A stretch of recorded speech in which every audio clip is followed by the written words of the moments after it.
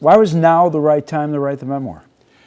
Well, I think some time had gone by, and I don't know why. It just seemed like the time.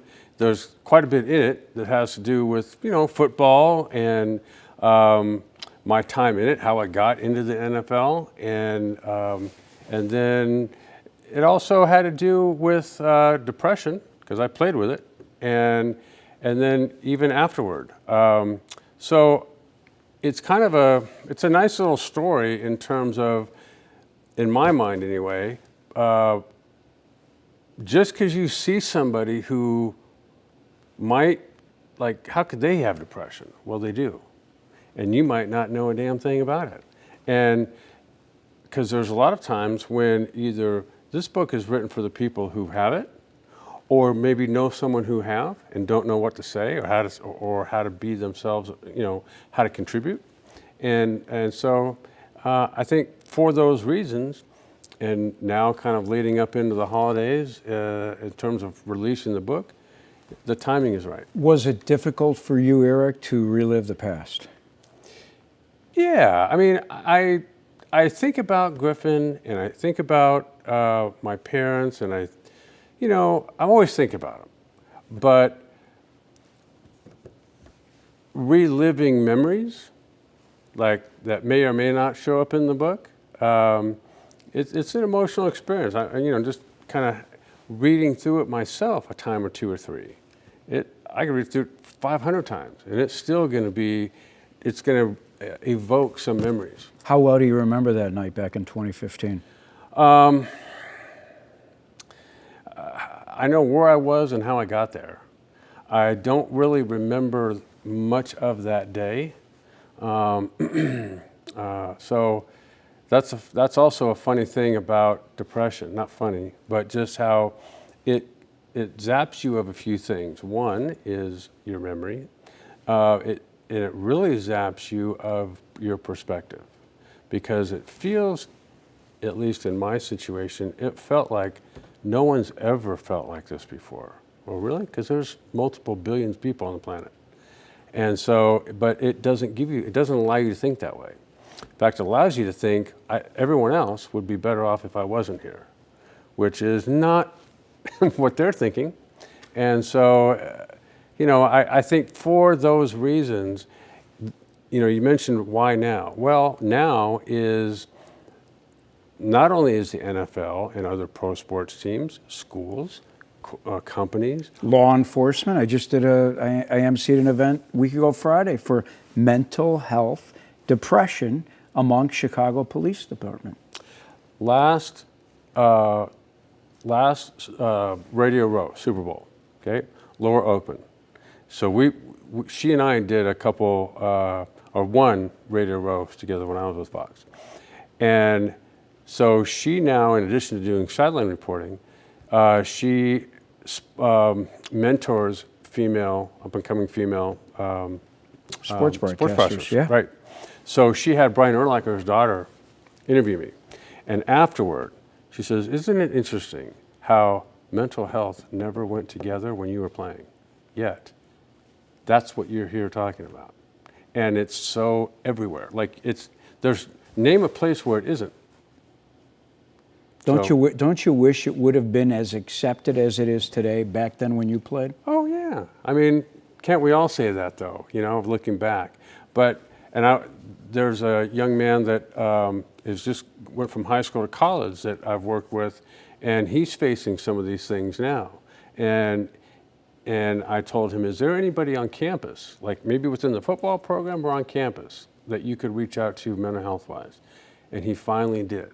And he's been a couple times, and he says, I think what was grabbing me was trust. He goes, now that I've been, I feel like you're right. This is pretty cool. And so I told him, I said, you're part of a generation that it's more accepted than it's not accepted. And I said, it's only going to get better from here. Because he goes, do they have anything like this when you were a kid? And I'm like, no. If anything, they frowned upon it. Totally. Be a man, get through it. Which leads me to my next question. I mean, have you thought about how incredibly strong you were to play the game, the quarterback position on the pro level while you're fighting through deep depression? I mean, yeah, as if it's not hard enough. And so like I said, it zaps you of a lot of things, willpower being one of them, perspective. I remember there was a meeting, a players-only meeting held one year, and this was in '94. And it was about, okay, everybody in this room needs to start doing their job. Said not quite so nicely. And that was the first year where I was actually like making money playing this game. And I thought he was directing his focus right at me. I guarantee you he didn't even know I was in the room. And so, again, that's where playing with that, you're right. It did take some, you have to learn how to like literally take what you're feeling and thinking and setting it aside. All right, you wrote the book.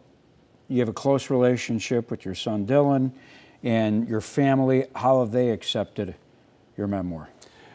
Well, it's just getting going. And I think everybody that I've had contact with regarding the book, Dylan, Patrice, my aunt, friends, people who I don't even know, have written and made comments like, this is unbelievable.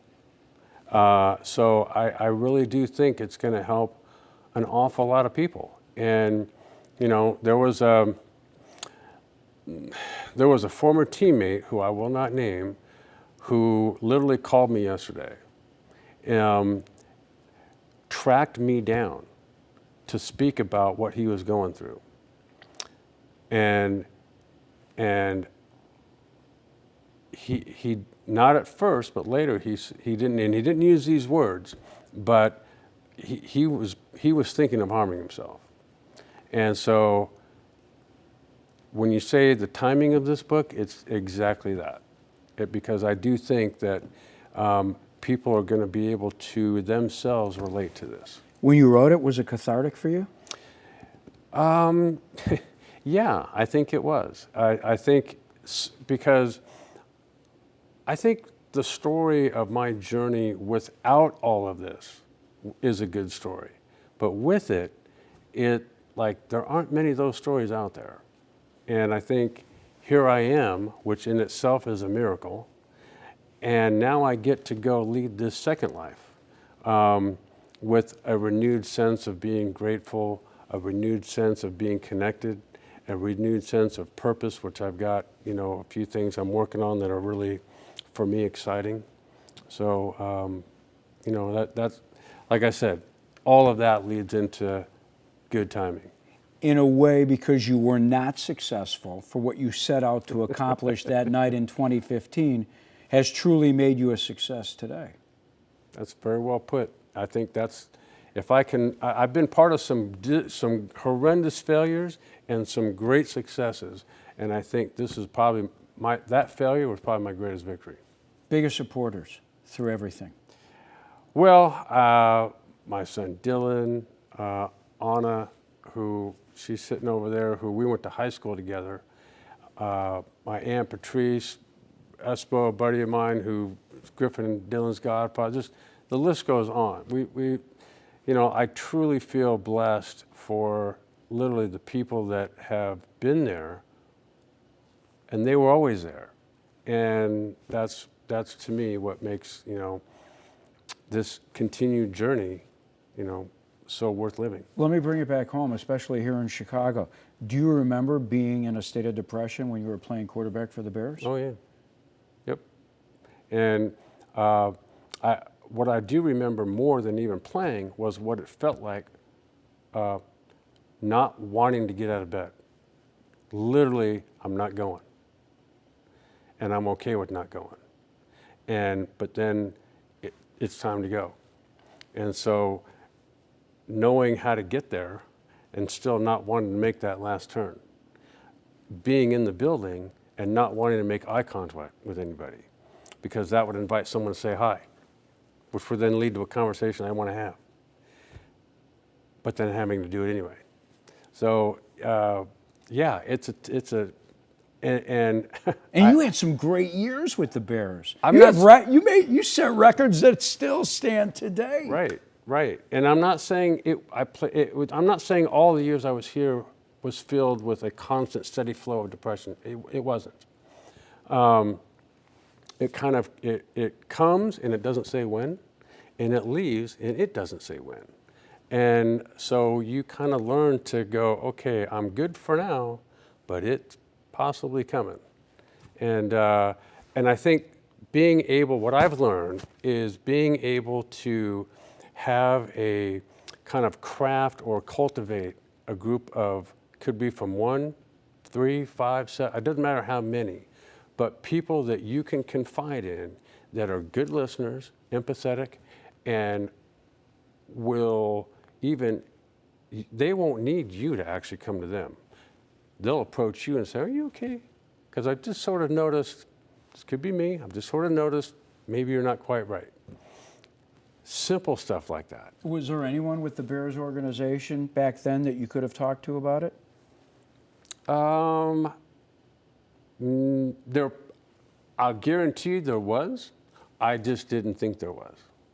And I think now when this all starts to be talked about, and this is one of the things I'm involved in doing, is going to make it more like, yes, we're going to actually jump right into schools and after-school programs with young kids so that over time it will be more the norm than not. Someone's watching, it's holidays, obviously depression is at an all-time high during these next couple of months. Right. If someone's watching and is going through what you went through back in 2015, what advice would you give them? Make a phone call. Make a phone call, go knock on a door, reach out to some friends of yours, a friend, doesn't matter, counselor, therapist. Therapists are trained in this. You think they haven't heard your story? They've heard every story. And you need you need one empathetic listener, that's all it takes. And someone to sit there and say nothing and just let you express yourself. And I don't care if you sit there and nobody says a word, but just someone needs to know. If you're going through something, you need to know that someone will sit there with you. Where can I get The Ultimate Comeback? On Amazon. It's there today. It was there, I believe, Monday. So it's pretty cool. And never been an author before. I was going to say, you never were a TV broadcaster either. Right. And I knew you hung out with Corey McPherrin here on set, but I remember being part of the broadcast crew with you doing the preseason games. How do you like being an author?